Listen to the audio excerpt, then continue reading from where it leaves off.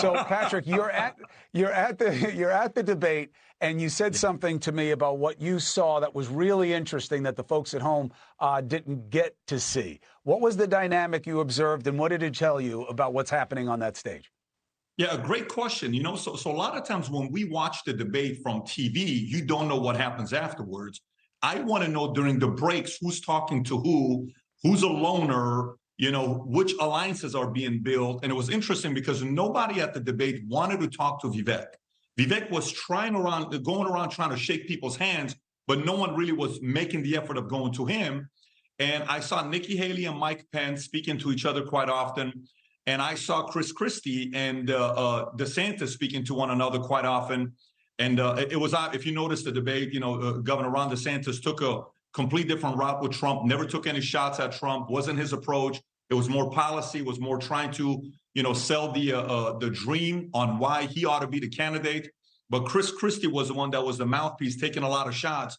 And it was always interesting seeing them two talking during each break that was taking place. And what did you make of why the coupling was what it was?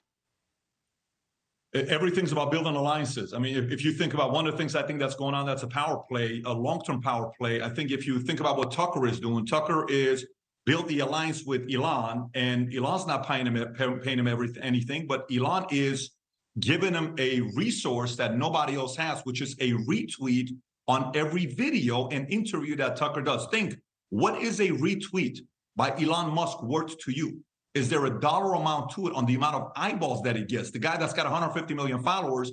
So just like I believe Trump, Tucker, and Elon are creating an alliance in a very interesting way. Maybe Tucker is being wiser and he's saying, I'm going to sit this one out. I'm skeptical a little bit thinking about what Tucker's big moves are. I think Tucker may want to follow the playbook. He's a friend of yours. He may want to follow the playbook of Netanyahu, Churchill, maybe a journalist running for office in 4 years and kind of sitting this one out. So later on when he runs, maybe he gets the MAGA audience. Maybe he doesn't get the MAGA audience. But if he does run in 2027, 2028, by then, what if his Twitter followers at 25 million, 50 million because of all these retweets? And if Elon backs him up, Tucker goes for 8 years president, Elon's got somebody at the White House. Everything's about alliances. Maybe DeSantis and Christie are creating an alliance. Maybe Nikki Haley and Pence are creating an alliance, but some alliances are going to be effective and work. Some of them are not. We're going to watch which one's going to be effective.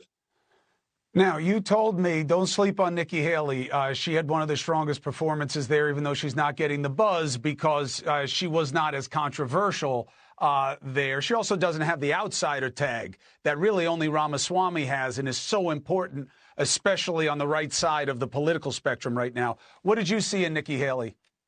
I thought Nikki listen, pre the debate, you know how we all kind of play I wonder who's going to win it, who's going to do this, we make all these bets as competitors like to make. I had Nikki Haley at the bottom. I'll be very upfront. I'm not going to sit here and sugarcoat it.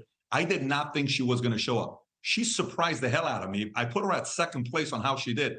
I thought she was fiery. I thought she was convincing.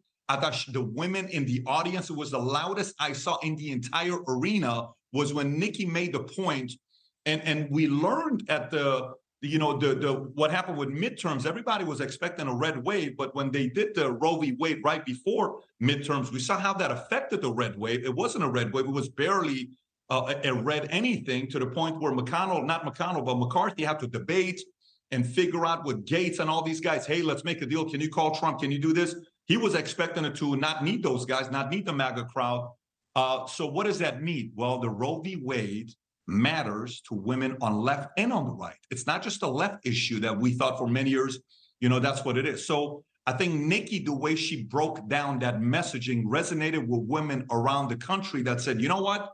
I kind of relate to you because we all have friends in different categories that are dealing with abortion for different reasons.